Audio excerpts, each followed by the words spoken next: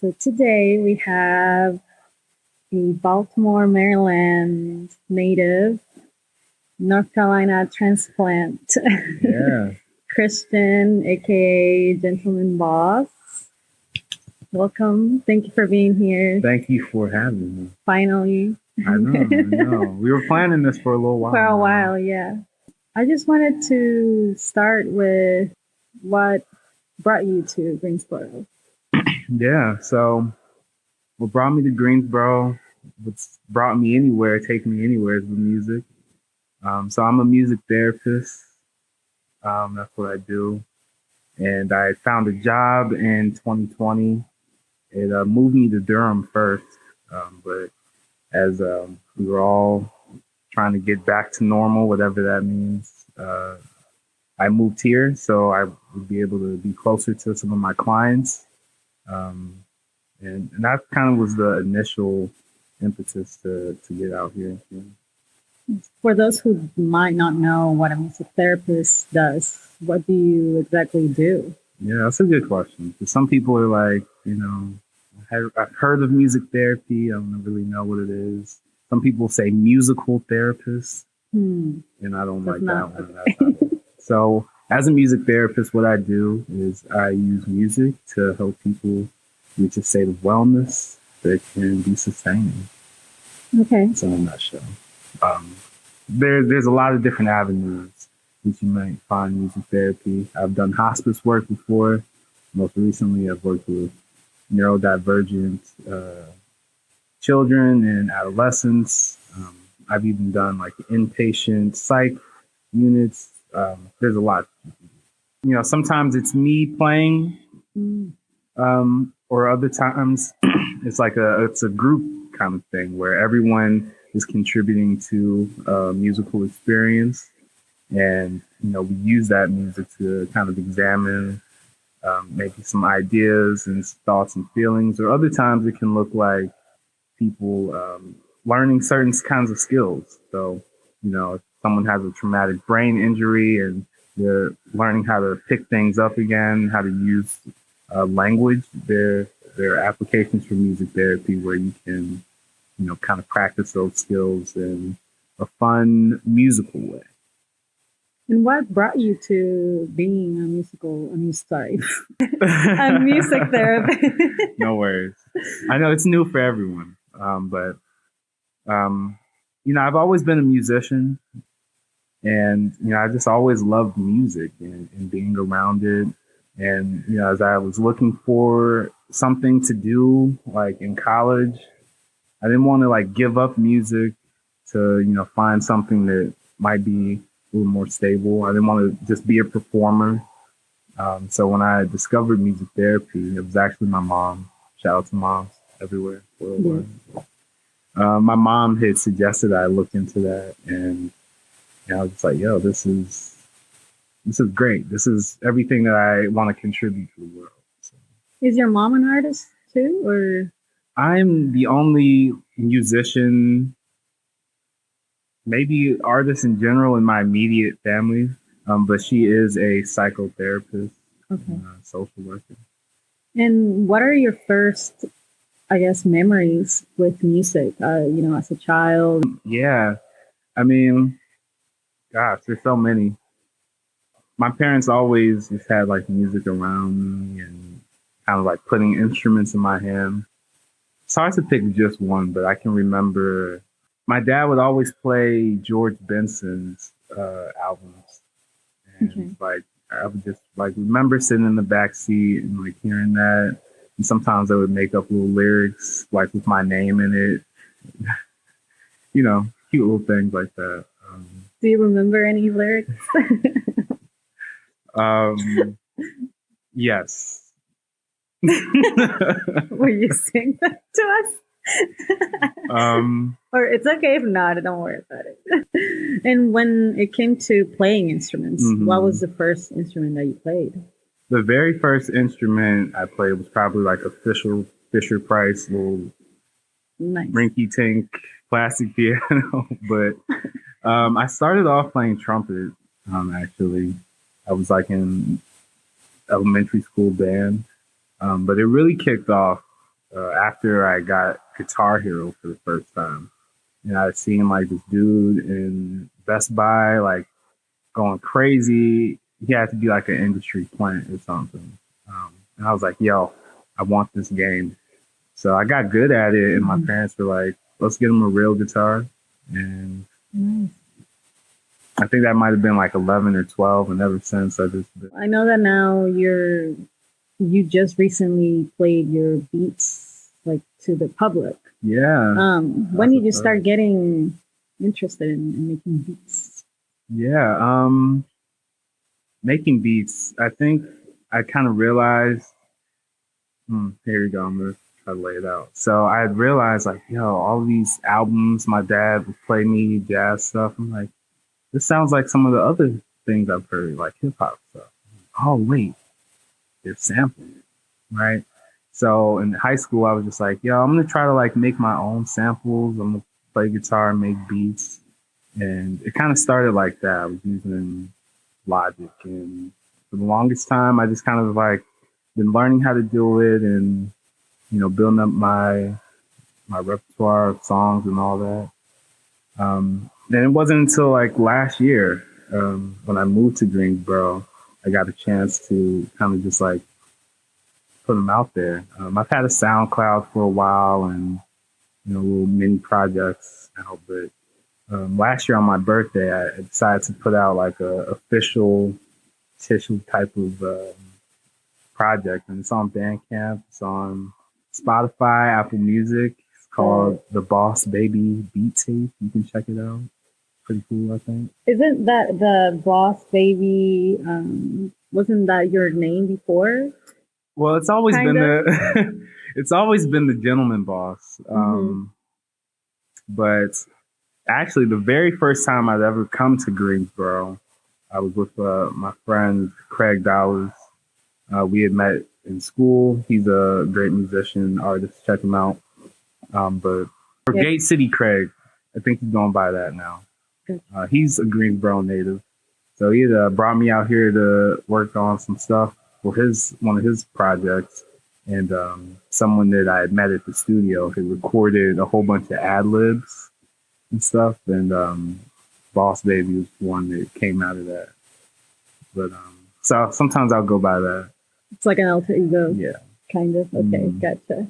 So, you lived in Durham, you lived now in Greensboro, you lived in, Baltimore is your home. But what are the best qualities that you think in terms of music out of all these three cities that you've lived in? So far, Greensboro has, really shown me some love, and I got a chance to like meet a lot of different people, and there seems to be like an environment out here that is like open to new things and open to like new people coming to, already established places. So I really dig that. I'm really big into house music. So there's a nice little scene out in Durham for that too. Even a little bit here, still figuring it out, but man, Baltimore's musical quality or charm. It's Charm City, as they say. I think it's so cool. It's kind of slept on, I think. Why do you think that? Because I think there's like this kind of idea that you gotta like leave where you're from, go to LA or something like that. But there's a lot of hidden gems and talent in the city. I mean, that's where like all of my learning came from. I got a chance to like meet Brandon Woody and Bobby Woody. Grew up with them a little bit, and Bobby Woody, he was the person that like gave me some of my first drum kits. I don't know. I don't even know where to start, but there's just so much hidden talent in the city. I miss it sometimes. You do? Yeah. Do you think you'll go back? I've grown to learn that I don't really like city living so much. I would love to visit and spend a shorter amount of time there, but I like seeing the stars. That's what I like about living out here. What about so you have the fourth quarter project where it says that you just recently released it. December 2021. Yeah. It says that it's, kind of like a lot of experiences shape this little project. What are some of the best experiences you've felt in the past, months that you can share with us? Oh, man. Most recently, I got to close out the DJ Harrison album release party.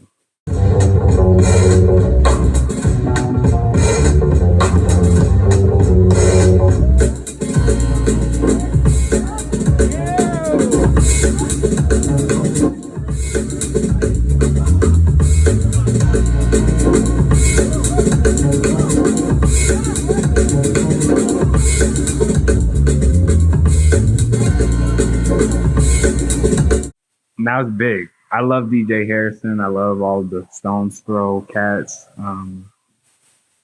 And to just be like in the same room with, people I'm looking up to, people that, maybe looking up to him as well. Like, I don't know. It's just crazy to like think like, yo, there was a time where I was just listening to these people, didn't know who they were really, or, they didn't know who I was. And now we're kind of like in those same spaces. So just being at the Flatiron, having those opportunities to, share my music. And it has really been like a great place for me to meet people and to share my art.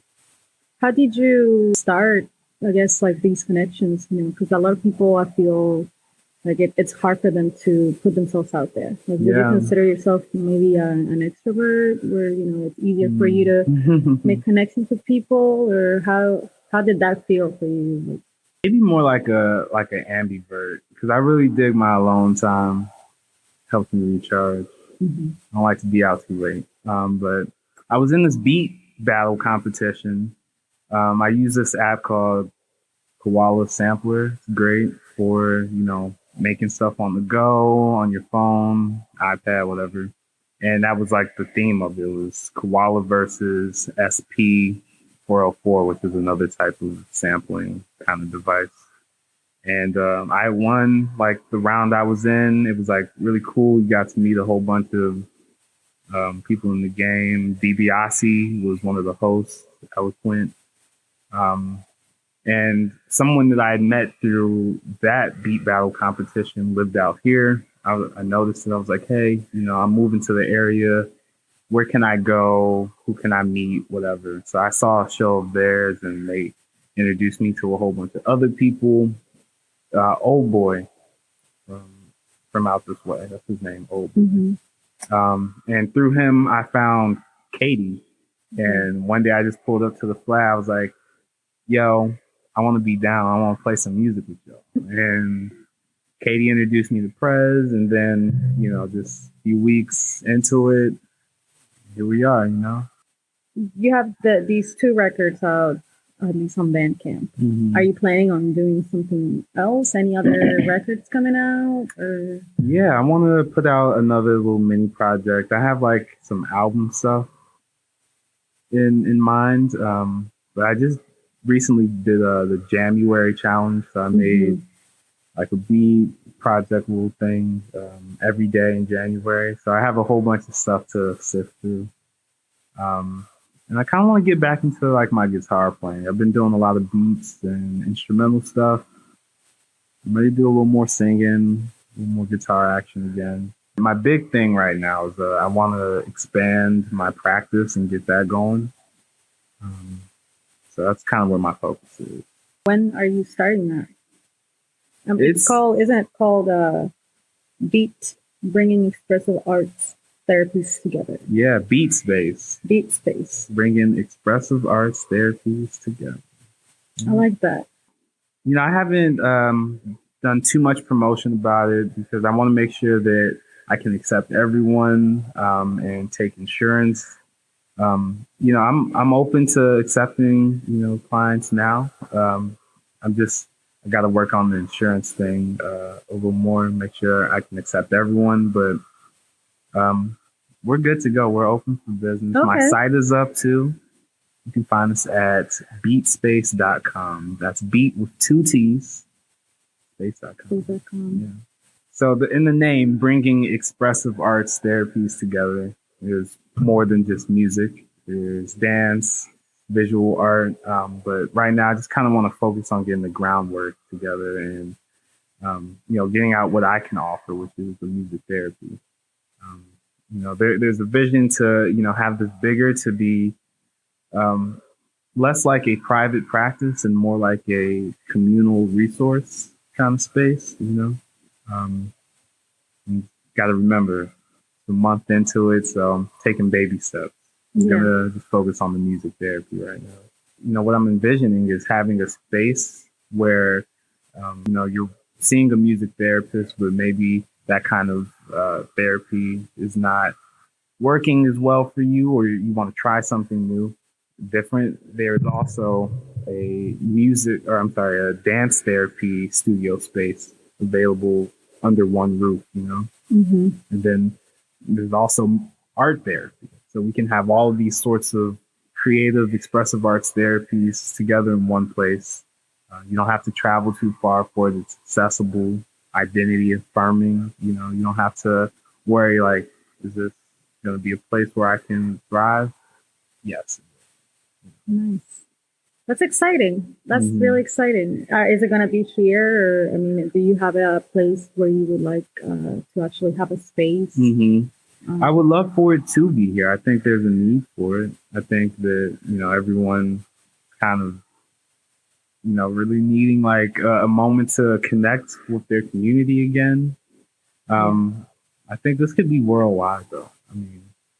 What brings people together more than music and art?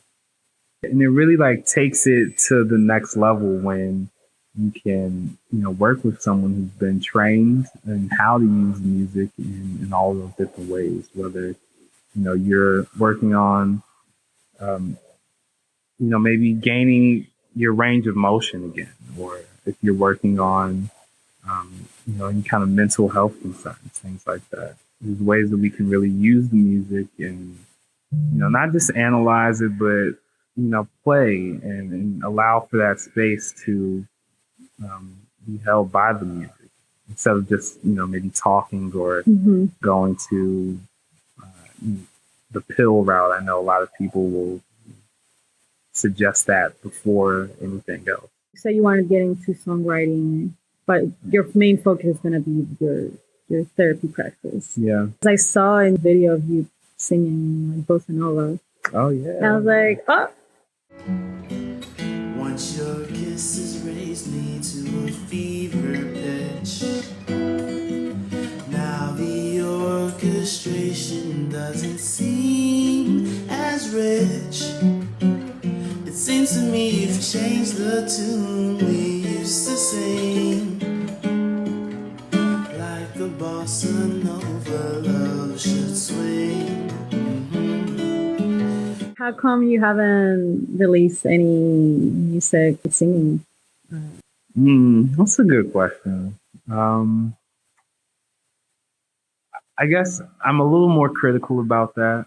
I really want it to be something really good before I share it with everyone. But that's something I want to do.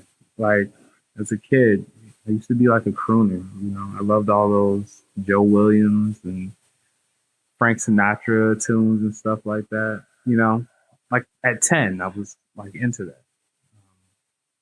So I would love to, and I was even trained like in jazz guitar. Like I went to the Peabody prep in high school. So I was always like around that kind of music and doing it in that way. So that's something I want to get back to, and something that you can expect, but maybe not that soon. Yeah.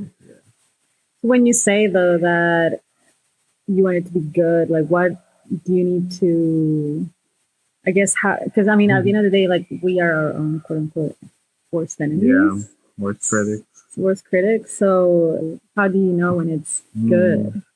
If that's an even better question. I don't know. Well, I'll tell you this. I've been getting to know a lot of really cool musicians out here, going to the jam sessions and just figuring out like where I can, maybe kind of play, practice, or do all those sorts of things. And there's a jam session that happens at the flat too. On Monday nights, sometimes I'll go to that. And I sang like once there, and it was a really nice reception to it. People were like enjoying it. I was doing original music too. So I'm looking for more opportunities to do that and just kind of, get my feet wet again. It's been a while since I've like had performance in that way. When was the first time you performed, like you sang in front of people? I don't know. I don't think that came first. I think like my clinical musician had that opportunity before I did, I guess. I'd done like a hospice experience. So, I was going to like room to room, different, people's homes, singing for them. And it kind of has like a different feel than like singing for a crowd. You know what I mean? Yeah. What's your favorite thing about you being a music therapist? What is something that just like makes your heart just bigger? Yeah. Oh man. Question. I mean, I really just love this music. Like being able to. I'll tell you exactly. The very first time I've ever saw like people dancing to my music, like I don't know, it was like Christmas again. Like, because I'm starting all of these beats or all of these songs where I'm practicing by myself or trying to figure out how to do something, and it's me for most of that time.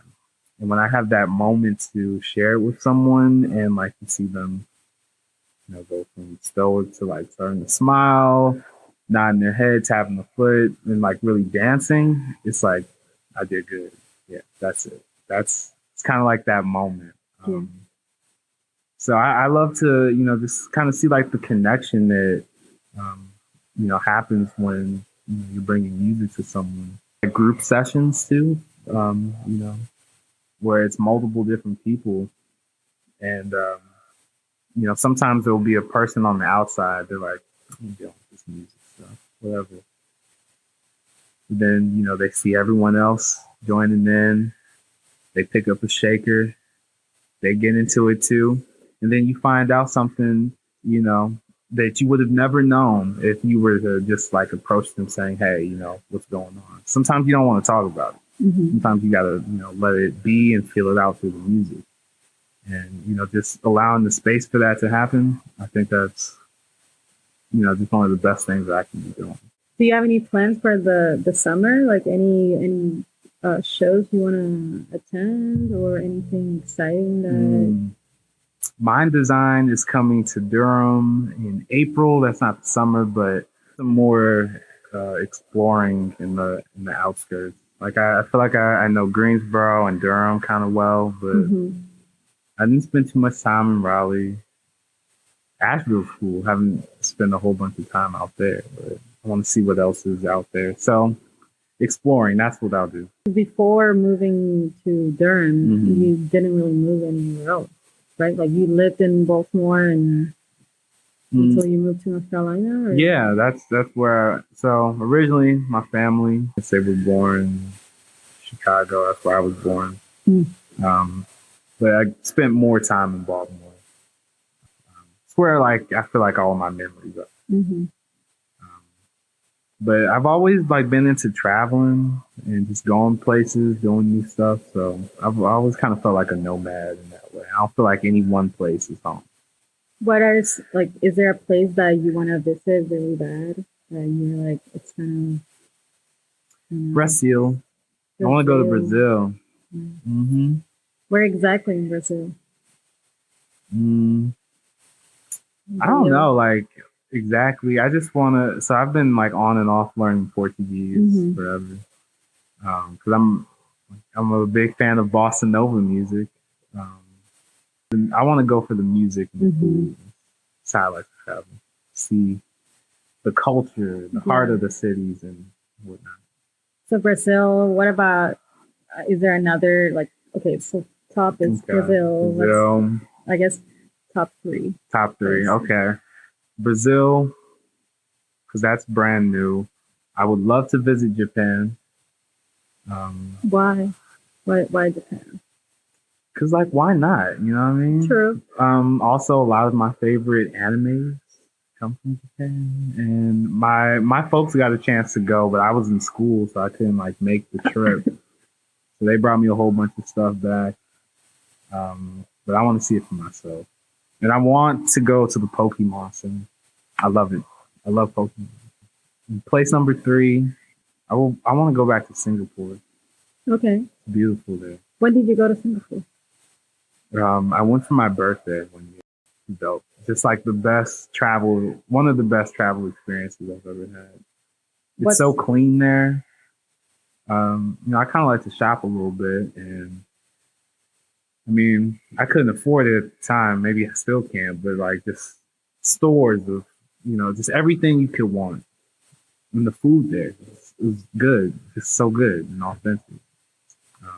Is there any, like, I know that you're excited to see Mind Design, but is there any music that you're listening to right now that you're just on repeat? Or are you just repeat? making beats? Yeah, these days I've just been doing like a lot of sample digging and listening to, Dilla. It's Dilla's birthday today. Today? Yeah, happy birthday, Dilla. Nice. Listening to, all the greats, trying to, do my research and, craft my own sound out of that. But I'm making an effort to listen to the local homies. Chris Meadows has an album out right now. I've been listening to that. Deviant Sounds just put out a beat tape too. Pay the Rent. I've been checking that out a little bit. Lucas had put me on to somebody new named Patricia, I think. It's kind of like drum and bass music. So I've been trying to like get into some different things, like those experimental kind of sound stuff too. Yeah. So it's more like word of mouth, I guess. I love when people share music with me. Like, Same. if I'm not like sitting down to say like, okay, I'm just gonna look for new things. I'm just gonna go and listen to like the stuff I already love. But when I'm sample digging, that kind of helps me to get out and find some different things. But when you send me new music, that's when I really like to, find like kind of what's like current, and not just new to me. Yeah. If that makes sense. How's the like sample digging process kind of? Like how do you, because in my head, how do you just go online on YouTube or like Bandcamp and just like click, or you just go to an actual store and... Well, I mean, it depends. I've done the click thing where, I hear something that I like and I'm like, okay, I'll find it on YouTube. But there's like a certain kind of quality that you get when you pull it straight from a record. So, I'll go to Soul Relief Records sometimes. I'll check them out. There's a lot of good shops around here. Some more in Durham I've been to. But I like to get a lot of samples from like just the internet, Twitter. Okay. A lot of sounds you can screen record, get it that way. Yeah. How? I mean, there's videos and stuff everywhere. Yeah. I see. I understand. Anything that sounds like it can be used, if I can get a recording of it, that's what I'll do. I was actually listening to the fourth quarter one, and I saw the Bing Bong one. Bing Bong. I was like, oh, it's funny. Yeah, just like that. Whatever I see, like, I'm like, okay, that's funny. I'll throw that on the beat. I wanted to ask you about, I guess, the one record that you would like to bring to a desert island, where it's the only one record you can listen to. Just one? My all-time favorite song. Mm-hmm. And it's not even on like a full-length, EP. It's 2 songs on there, but I love it. Joyce Rice, Rocket Science. Why? That's my jam. It's just, oh man, when it came out, or at least when I first heard it, like life was so good at that time. Like I was in high school, or just finishing high school, freshman year of college, and it just seemed like everything was perfect. You know what I mean? And I was in a band at this time called the Black Notes. Okay. Our lead singer, Hidayah Ayodele, she's a great artist, doing a lot of her own things right now, too. She, we worked out an arrangement of it, and it was just like my favorite song to play, too. And I love Joyce Rice music, so I probably, in my Spotify Wrapped, I think it's in there like every year. I don't really check, but. So is that one, I guess that one song you would play on repeat? And then you'll never get bored of it. I mean, you're in a deserted island. I would probably try to like flip it, do some samples of it, so Nice. I wouldn't get bored. That's my jam. I guess if you were in a deserted island, you would have like your phone, right? Or at least a coconut or something. Make a drum kit. I don't know. True. Oh wait, before we go, can I ask what was your favorite joint off of the fourth quarter? I think it might have been the Christmas is weird. Christmas time is weird. Christmas time is weird. Mm-hmm. Yeah. Okay. That's dope. I love when I figure out like what resonates with people. Mm-hmm. Because I don't think that was like my favorite or my least favorite or anything like that. So it's always just kind of cool to see like, what went into that one and like how it sticks with people. Yeah. Very cool. Thank you, Christian, gentleman boss. Thank you for having being me here. I appreciate it, for the conversation, and I hope your practice, it goes well and all success to you. Thank you so much.